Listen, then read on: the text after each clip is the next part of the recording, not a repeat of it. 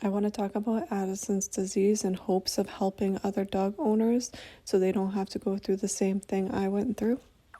This disease is called the Great Pretender for a good reason, because the symptoms could come across as so many other illnesses, making it misdiagnosed multiple times before the correct diagnosis. The very first sign, now looking back at it, she was vomiting on and off randomly throughout months. Her first signs were trembling, lethargic, and she had no appetite at all. She also had weak hind legs, which when I brought her into the doctor for the first and second time, they diagnosed her with a back injury. Then during the weekend, she got really ill, brought her into the emergency hospital, and they diagnosed her with a tick-borne allergy. So this was the third time of her being diagnosed wrong. Once that wasn't working either, she was continuing to get sicker.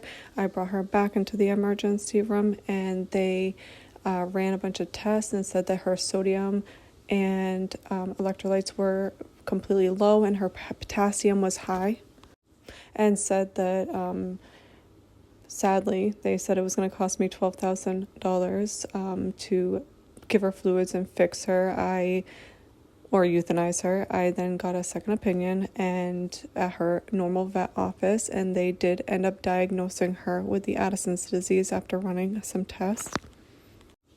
So the previous doctor at the hospital did suspect Addison's disease, but just wanted me to pay out the pocket a lot of money. So I definitely highly recommend getting multiple opinions. Another sign she did have was extremely low body temperature. She was actually cold to the touch. So I just wanted to come on here and just mention the signs that she had, because it's not textbook. She wasn't vomiting and she did not have diarrhea, but she did have multiple other symptoms, and the only way that they really did figure out that she had Addison's disease or suspect it is because she got so ill that once they did the blood test for the second time, this time it came back abnormal, and it was that her sodium level as well as her electrolytes were completely so low, and that her potassium was high. This is day one of finding out that she is diagnosed with Addison's disease, and she is just sleeping it off. Hopefully day by day she will get better. I will keep everybody updated.